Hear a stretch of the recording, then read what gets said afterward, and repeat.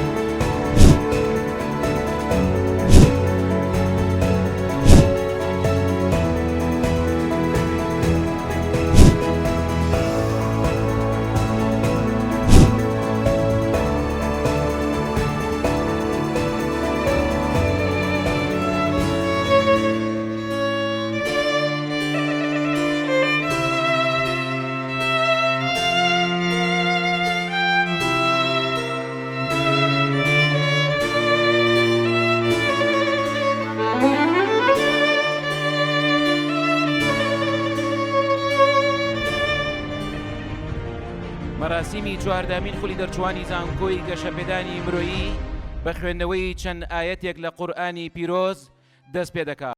أعوذ بالله من الشيطان الرجيم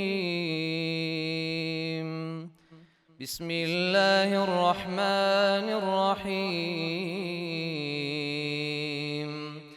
والنجم إذا هوى ما ضل صاحبكم وما غوى وما ينطق عن الهوى إن هو إلا وحي يوحى.